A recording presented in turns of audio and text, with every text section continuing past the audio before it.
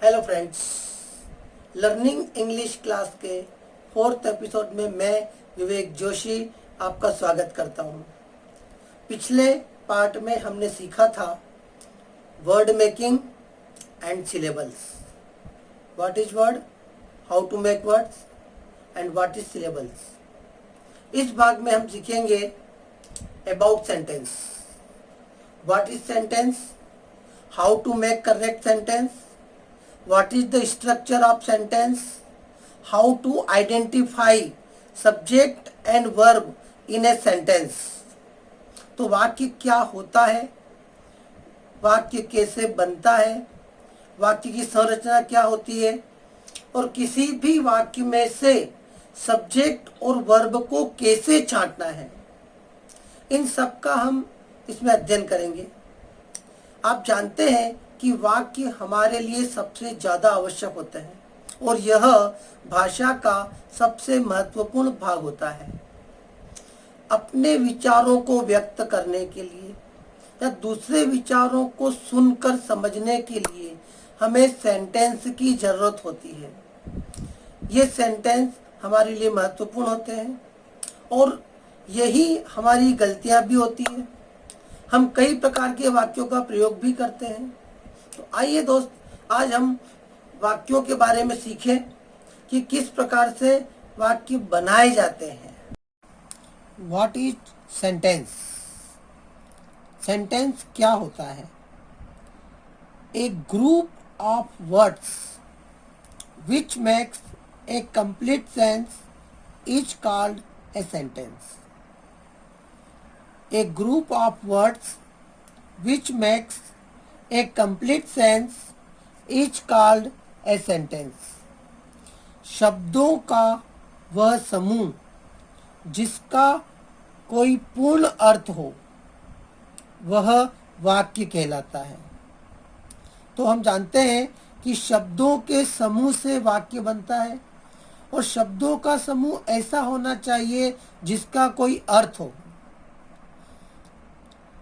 अब वाक्यों के अंत में कोई चिन्ह आते हैं। देखिए, it has a full stop.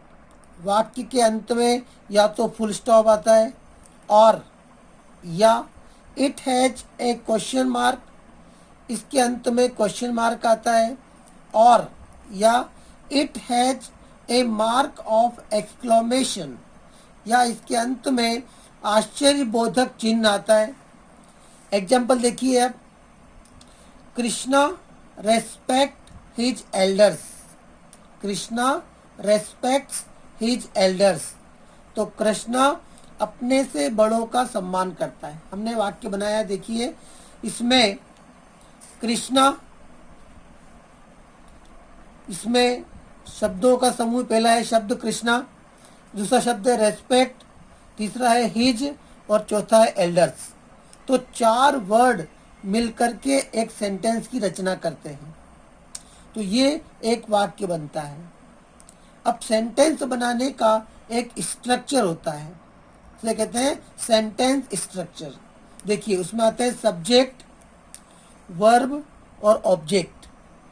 Subject means जो कार्य करता है, वर्ब सब्जेक्ट जो कार्य कर रहा है वह क्रिया, और ऑब्जेक्ट जो उनका उद्देश्य हो, लक्ष्य हो।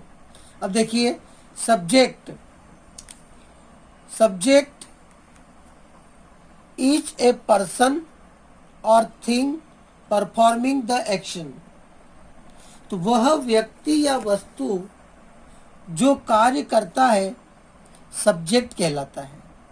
तो कोई भी व्यक्ति या वस्तु जो वाक्य में कार्य कर रहा है वह सब्जेक्ट कहलाएगा। यस, अब देखिए व्हाट इज वर्ब। हम क्रिया किसे कहते हैं? हम नाम सुनते हैं वर्ब वर्ब वर्ब, किंतु क्रिया होती क्या है इसे समझें आप। A verb is a word used to say something about some person, place और thing. A verb is a word used to say something about some person, place और थिंग।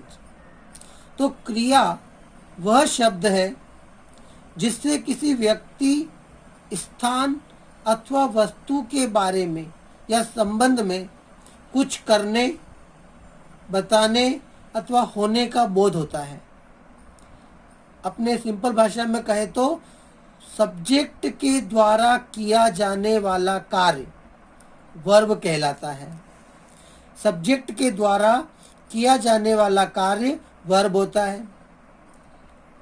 उसी प्रकार से देखिए next, object. What is object? Object क्या होता है? जिसे हिंदी में कहते हैं कर्म। तो सब्जेक्ट मैन जो कार्य करता है, वर्ब जो कार्य सब्जेक्ट द्वारा किया जा रहा है, और थर्ड है ऑब्जेक्ट।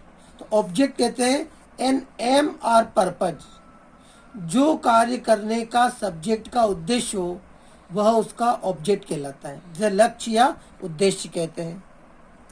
एग्जाम्पल देखिए, रजत राइट्स ए लेटर। हमने सब्जेक्ट लिखा है, वाक्य में सब्जेक्ट सबसे पहले होता है, तो ये हो गया रजत, सब्जेक्ट है। नंबर 2 पर है राइट्स, वर्ब हो गई लिखता है, और क्या लिखता है ये उसका ऑब्जेक्ट हो गया ए लेटर, तो पत्र लिखता है। तो रजत राइट्स ए लेटर। क्योंकि ये सिंपल सा वाक्य है इसलिए हम इसे आसानी से समझ सकते हैं, किंतु यदि कोई डिफिकल्ट सेंटेंस हो जिसमें हमें सब्जेक्ट और वर्ब की जानकारी न हो तो हम कैसे पता करेंगे कि उसमें सब्जेक्ट कौन है और वर्ब कौन है?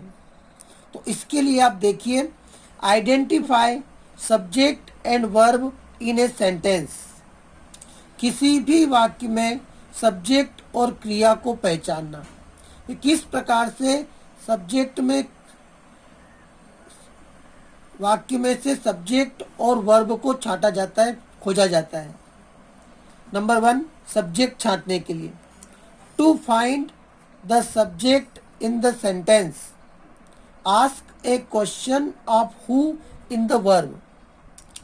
इसे हम हिंदी में कहें तो वाक्य में सब्जेक्ट को खोजने के लिए उस वाक्य की वर्ब में हु का प्रश्न करें। हु मीन्स होता है कौन, जैसे हमने एग्जाम्पल लिखा है हु राइट्स, हमारा क्वेश्चन था रजत राइट्स ए लेटर, तो हमने क्वेश्चन किया राइट, वर्ब में राइट्स में हु राइट्स, कौन लिखता है, तो हमारा आंसर हुआ रजत। तो रजत सब्जेक्ट हो गया। At the same, who respects, कौन सम्मान करता है, तो ये हमारा आंसर हो गया कृष्णा। कृष्णा सम्मान करता है। That's clear. अब देखिए, हमने सब्जेक्ट छांटना सीखा था, अब हम वाक्य में से वर्ब को छांटना सीखेंगे कि किसी भी वाक्य में, सेंटेंस में से वर्ब को कैसे छांटा जाता है। तो to find the verb in the sentence ask the question of what in the subject. अतः वर्ब को खोजने के लिए उस वाक्य के सब्जेक्ट में व्हाट का प्रश्न करें। एग्जाम्पल देखिए, व्हाट डज रजत डू, रजत क्या करता है, तो इसका आंसर हमको मिलता है राइट्स। रजत लिखता है, तो लिखना वर्ब हो गई उस वाक्य में। What does Krishna do, Krishna क्या करता है, तो रेस्पेक्ट, कृष्णा सम्मान करता है। तो इस प्रकार से हम किसी भी वाक्य में से सब्जेक्ट और वर्ब को छांट सकते हैं, और किसी भी वाक्य को बनाने के लिए सब्जेक्ट, वर्ब और ऑब्जेक्ट का होना अत्यंत आवश्यक है।